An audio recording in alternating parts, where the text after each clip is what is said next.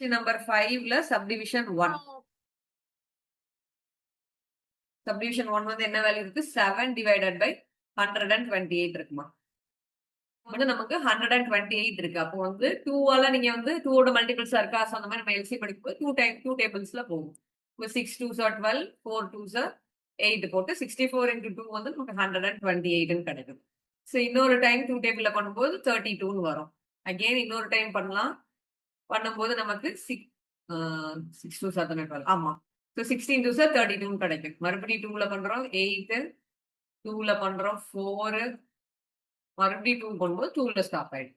இப்போ கவுண்ட் பண்ணி பார்க்கலாம். 1 2 3 4 5 6 7 டைம்ஸ் 2 வருது.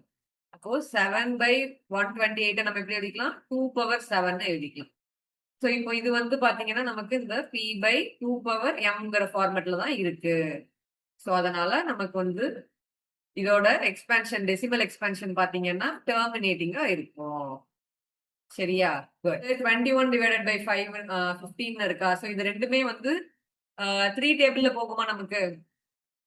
சோ அப்போ வந்து 7 by 5ன்னு வருமா நமக்கு? இதை வந்து கேன்சல் பண்ணிக்கலாமா? நம்ம சிம்பிளிஃபை பண்ணிக்கலாமா? 21 by 15 7 by 5ன்னு எழுதலாம்ல? அப்படி பார்க்கும்போது நமக்கு 7 by 5 power 1ன்னு இருக்கு. சோ அப்போ வந்து இது நமக்கு அந்த ஃபார்மேட்ல தானே இருக்கு. 2 ஓட வேல்யூ எதுவுமே 5 பவர் mங்கிற வேல்யூ மட்டும் இருக்கு. சோ அதனால தான் இது வந்து டெர்மினேட்டிங். ஓகே. மிக்ஸ்டு ஃபிராக்ஷனா கொடுத்திருக்காங்க. சரியா? சோ அப்போ வந்து மிக்ஸ்டு ஃபிராக்ஷனை நம்ம வந்து இம்ப்ராப்பர் ஃபிராக்ஷனை நம்ம கன்வெர்ட் பண்றது எப்படி பண்ணுவோம்? 35 into 4 மல்டிப்ளை பண்ணிக்குவோமா? சோ இதை வந்து இங்க மல்டிப்ளை பண்ணுவோம்.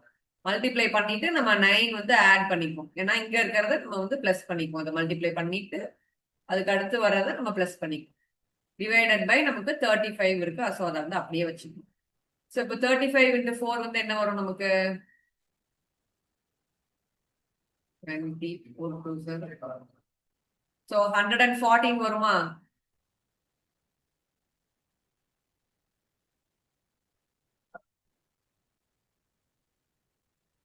ஓகேவாமா? சோ இந்த மாதிரி நம்ம மிக்ஸ்டு ஃபிராக்ஷனை நம்ம வந்து இம்ப்ராப்பர் ஃபிராக்ஷனா கன்வெர்ட் பண்ணிக்கிறோம்.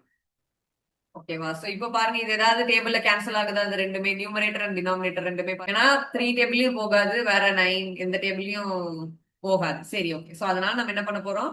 இப்போ டைரக்டா நம்ம நெக்ஸ்ட் ஸ்டெப் போயிடலாம். பண்ணணும் நம்ம டினாமினேட்டருக்கு நம்ம வந்து எல்சிஎம் எடுத்து கண்டுபிடிக்கணும். சோ வந்து நம்ம 5 7s are 35ன்னு இருக்கும். சோ நம்ம வந்து இதை அப்படியே எழுதிக்கலாமா? 149 divided by 7 5 power 1 into 7 power 1 வரும். Which is not equal to p by 2 power m into 5 power n. Therefore, இது வந்து எப்படி இருக்கு? நான் டெர்மினேட்டிங் டெசிமல் எக்ஸ்பான்ஷனா நமக்கு கிடைக்கும். இது ரெண்டையும், அதாவது நம்ம வந்து 149 divided by 35 பண்ணும்போது நமக்கு நான் டெர்மினேட்டிங் டெசிமல் எக்ஸ்பான்ஷன் கிடைக்கும்.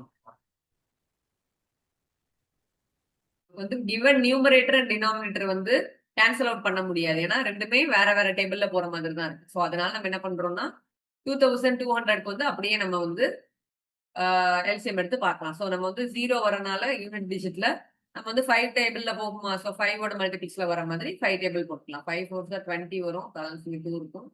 ஸோ இன்னொரு 4 5 4s are 20 அகைன் 414 வரும். மறுபடியும் 5 டேபிள்ல பண்ணும்போது 5 8s are 40 வரும். ஸோ அகைன் 88 நமக்கு கிடைக்கும். ஸோ இப்போ வந்து 88 இருக்கும்போது நம்ம 2 டேபிள்ல தான் போடணும் கண்டிப்பா. இப்போ 44 வருமா? ஸோ மறுபடியும் 2 டேபிள்ல பண்ணும்போது 22 வரும். இன்னொரு டைம் 2 டேபிள்ல பண்ணும்போது நமக்கு 11 கிடைச்சிடும். ஓகேவா? ஸோ அப்போ இதை வந்து நம்ம எப்படி எழுத முடியும்? 219 டிவைடட் பை 2 2 வந்து எத்தனை டைம் வருது பாருங்க? 1 2 3 டைம்ஸ் வருது. அப்போ 2 வந்து கியூப் பண்ணிக்கணும். 2 கியூப் இன்டூ 5 வந்து 1 2 டைம் வருது. அப்போ 5 ஸ்கொயர். பட் ஆனா நமக்கு எக்ஸ்ட்ராவா ஒரு 11 இருக்கு.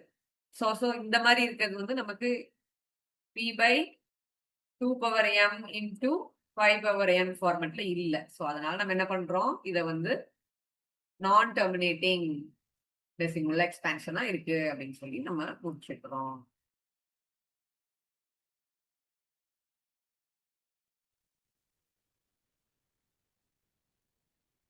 ஓகே.